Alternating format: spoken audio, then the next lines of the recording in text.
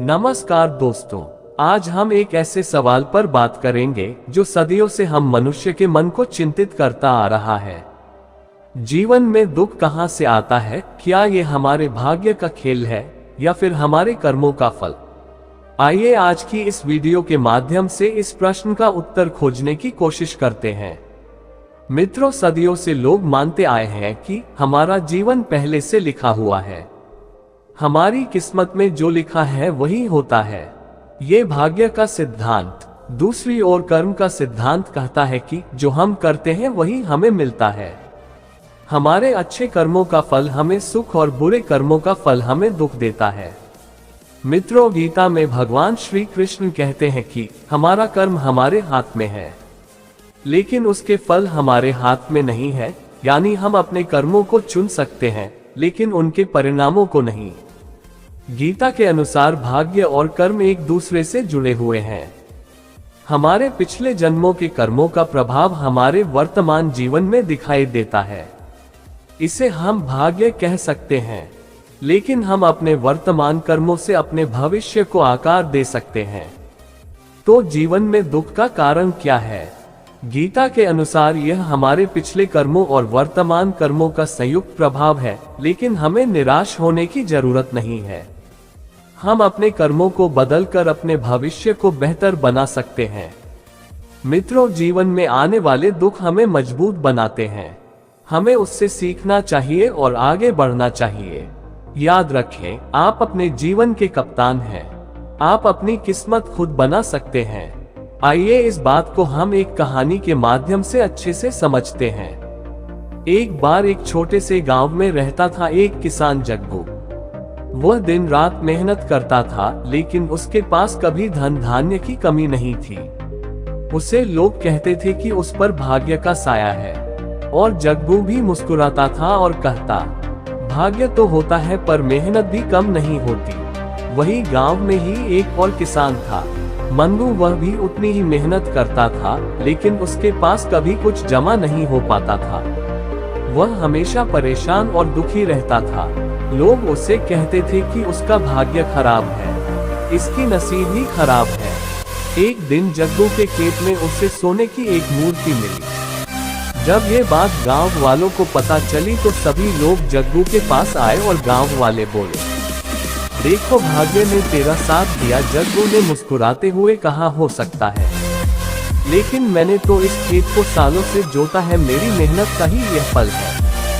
गांव वालों के साथ ही वहां मंगू भी आया हुआ था, और मंगू ने जग्गू की बात सुनी। उसे लगा कि शायद वह भी कुछ कर सकता है। उसने अपनी मेहनत को दोगुना कर दिया। धीरे धीरे उसकी भी स्थिति सुधरने लगी। समय बीतता गया और जीवन ने अपनी चाल चली। सुख और दुख के चक्र ने सभी को अपनी गिरफ्त में लिया। कुछ लोगों के लिए भाग्य ने अनुकूलता दिखाई, लेकिन कर्म की कमी ने उनकी खुशियों को अल्पकालिक बना दिया। अन्य लोग जिनके पास सीमित संसाधन थे, लेकिन कर्म में दृढ़ विश्वास था, उन्होंने कठिन समय में भी आशा की किरण जलाई रखी। एक बार फिर सूखा पड़ा, लेकिन इस बार गांव के लोग पहले से तैयार थे।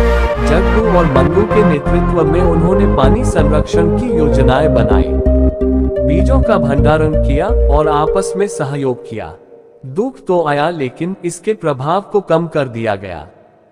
इस दौरान एक बुद्धिमान भिक्षु गांव आए।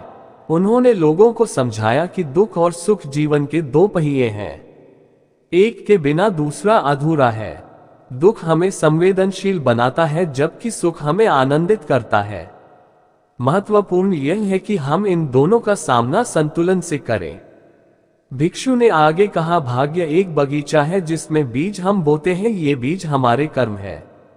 हम जो बीज बोएंगे वही फूलेंगे। लेकिन याद रखें, बगीचे की देखभाल भी जरूरी है। निंदाई, सिंचाई और पोषण के बिना अच्छे से अच्छे बीज भी फल नहीं देंगे। भाग्य और कर्म दोनों ही महत्वपूर्ण है। भाग्य एक अवसर देता है, लेकिन उस अवसर का लाभ उठाने के लिए कर्म की जरूरत होती है। जग्गू को सोने की मूर्ति मिलना भाग्य था, लेकिन उसे पहचानना और उसका सही उपयोग करना उसका कर्म था। दोनों किसान समझ गए। उन्होंने महसूस किया कि भाग्य तो एक अवसर देता है, लेकिन उसे पकड़ने के लिए हमें तैयार रहना चाहिए। कर्म ही वह शक्ति है जो हमें आगे बढ़ाती है। गांव वाले भी भिक्षु की बातों को गहराई से समझने लगे। उन्होंने महसूस किया कि भाग्य और कर्म दोनों ही महत्वपूर्ण है, लेकिन कर्म का महत्व अधिक है, क्योंकि यह हमारे हाथ में है। हम अपने कर्मों के माध्यम से अपने भाग्य को आकार दे सकते हैं। धीरे धीरे गांव में एक नई संस्कृति का विकास हुआ।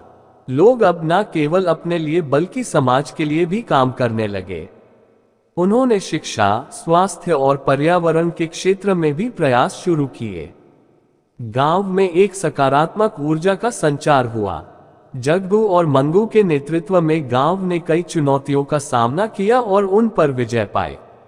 वे एक आदर्श गांव बन गए, जहां लोग एक दूसरे की मदद करते थे और खुशहाल जीवन जीते थे। ये कहानी हमें सिखाती है कि जीवन एक जटिल बुनाई है, जिसमें भाग्य और कर्म दोनों ही धागे हैं। हमें दोनों को समझना होगा और संतुलित जीवन जीने का प्रयास करना होगा। दुख और सुख आते जाते रहेंगे, लेकिन हमारी प्रतिक्रिया ही हमें मजबूत या कमजोर बनाएगी। इसलिए आइए हम अपने जीवन में कर्म को प्राथमिकता दें, लेकिन भाग्य के अवसरों को भी नजरअंदाज ना करें। एक संतुलित दृष्टिकोण ही हमें सच्ची खुशी और सफलता दिला सकता है। मित्रों, हमें भाग्य पर निर्भर नहीं रहना चाहिए, बल्कि अपने कर्मों पर ध्यान देना चाहिए। मेहनत, लगन और दृढ़ इच्छा शक्ति से हम अपने जीवन का निर्माण कर सकते हैं। जीवन में आने वाले दुख हमें मजबूत बनाते हैं। हमें इनसे सीखना चाहिए और आगे बढ़ना चाहिए। याद रखें, आप अपने जीवन के कप्तान हैं। आप अपनी किस्मत खुद बना सकते हैं। मित्रों, वीडियो पसंद आए हो तो इस वीडियो को लाइक करें, शेयर करें और कमेंट करें। आपका क्या मानना है? क्या आपका मानना है कि जीवन में दुख भाग्य से मिलता है या कर्म से? कमेंट करके जरूर बताएं। धन्यवाद साथियों।